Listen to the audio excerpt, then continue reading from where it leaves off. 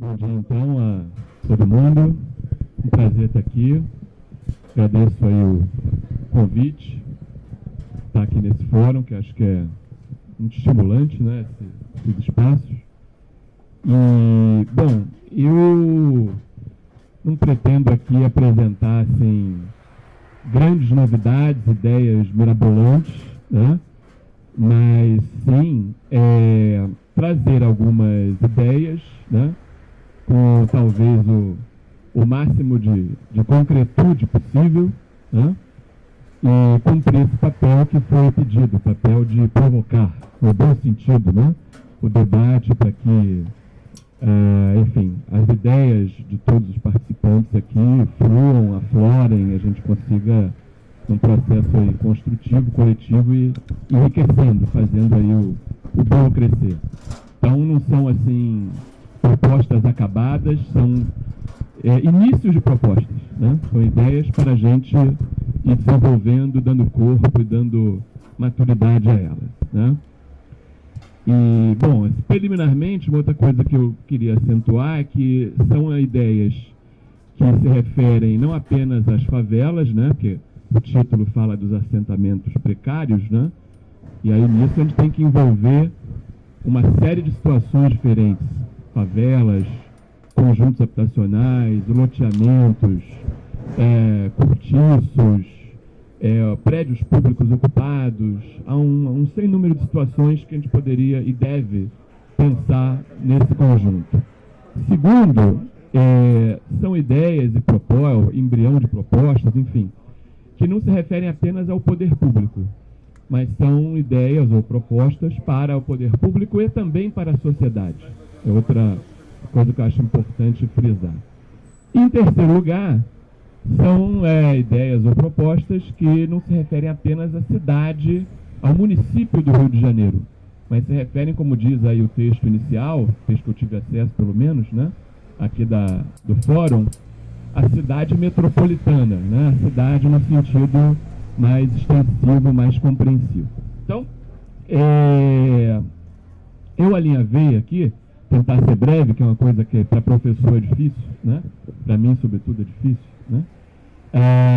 Mas alinhavei 6 ordens de ideias ou de propostas, 6 possíveis linhas que eu acho importante considerar a partir dos debates que eu tenho participado, enfim, das observações que a gente tem feito.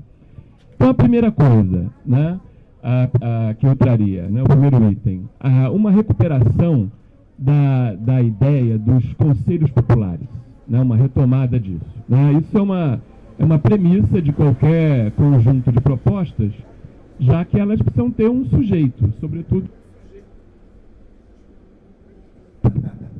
Desculpe, uma falha aqui técnica. Sobretudo um sujeito, digamos assim, na base social. Então, os conselhos populares, que é uma formulação antiga, né, de órgãos coletivos com predominância, né, da própria população diretamente envolvida, no caso dos assentamentos precários, né, dos moradores desses locais, né, que cumpra certas funções de interesse público, de ser um espaço, um fórum, né, um espaço público de debate, de construção de ideias, né. Então, pensando em políticas e em ações para os assentamentos precários, né, a formação nesses locais de conselhos populares pode cumprir papéis importantes. Então, essa seria uma primeira ideia que eu traria aqui para o debate. Uma segunda ordem de ideias, né, é o que eu chamei aqui de substituição de políticas de erradicação e de contenção por políticas de superação da precariedade e promoção do desenvolvimento. Virar o disco, né? Trocar o discurso, né? De controle, de erradicar, pelo discurso do desenvolver e promover, né? A gente observa muito que há um movimento quase que natural do poder público de querer controlar o crescimento dessas áreas, de dizer que o crescimento dessas áreas é sempre um crescimento descontrolado, desordenado. Então, é necessário um outro tipo de abordagem, uma abordagem que planeje o crescimento, que parta do pressuposto a meu ver, o pressuposto realista de que essas áreas tendem a crescer, porque existem demandas reprimidas, por N fatores, porque há uma mobilidade residencial grande, enfim. Quando você investe no local, ele tende a crescer, porque valoriza, porque melhora, então o que se pode esperar é que cresçam. E o que é necessário pensar é o crescimento com qualidade, com infraestruturas adequadas, com manutenção permanente. Então, um planejamento que se antecipe a isso, que preveja e cogite a ideia do crescimento e como ele pode se dar sem perda, ou, ao contrário, com melhoria da qualidade habitacional desses espaços, né? Então, trocar as políticas que visam congelar os locais, segurar pela via da legislação, segurar pela via do controle, por N mecanismos, né? E criar uma outra lógica, a lógica do desenvolvimento, do crescimento com qualidade, né? O que implica, por exemplo, que o orçamento público, ao contrário do que se fez no Rio de Janeiro, algum tempo atrás, que colocou como meta do poder público reduzir o número de moradores de favelas, né? Um objetivo oficial adotado no município do Rio, né? Mas colocar diretriz oposta a essa, que o orçamento preveja recursos, um percentual mínimo anual de investimentos em infraestrutura nesses espaços.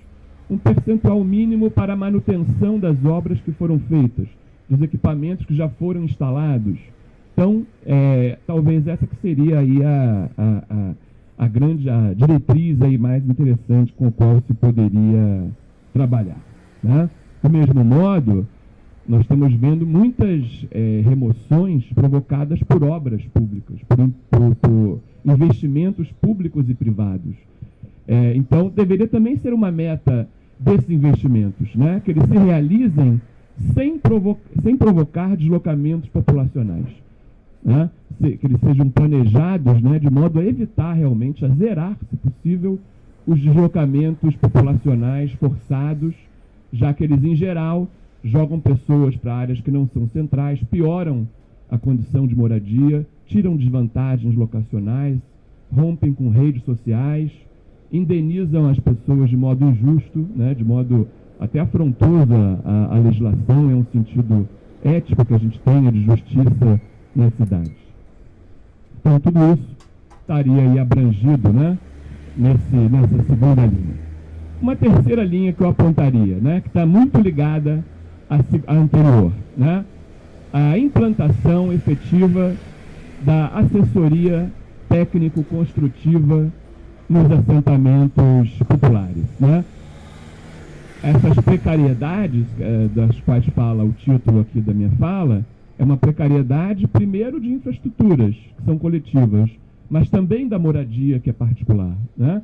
E nós já temos, há mais de 6 anos no Brasil, uma legislação que instituiu o direito coletivo, o direito social, o direito urbano coletivo a se ter uma assistência técnico-construtiva, que as pessoas disponham de profissionais capazes de orientar processos de melhorias habitacionais, que melhorem a qualidade da moradia, do parque imobiliário que já existe. Então, esse é um direito hoje tão importante quanto, é um serviço tão importante quanto da Defensoria Pública, por exemplo, né? É tão urgente hoje em dia, né, segundo eu considero, melhorar as habitações que existem, muito mais do que construir novas, né? Seria algo até prioritário, eu diria, né?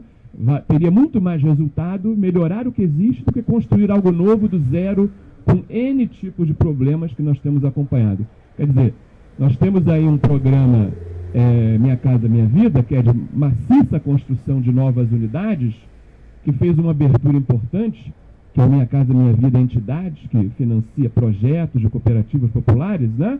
Então, eu proporia que até houvesse uma outra linha, né?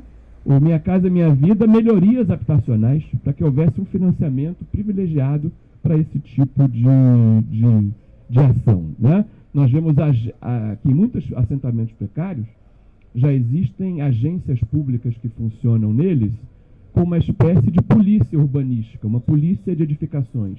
Esses órgãos poderiam ter resultados muito mais efetivos se funcionassem como órgãos de orientação técnico-construtiva, auxiliando a população a encontrar boas soluções no processo de melhoria constante, de incremento constante do seu espaço de moradia. quarto ponto que eu queria trazer aqui.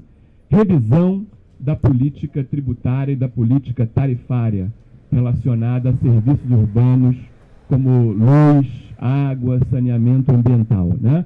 Então, nós temos todo o problema em vários assentamentos de como fica, depois, sobretudo que eles são urbanizados, que existem intervenções estruturais, como fica a questão do IPTU nesses locais, como fica a questão dos custos de luz, né, de água.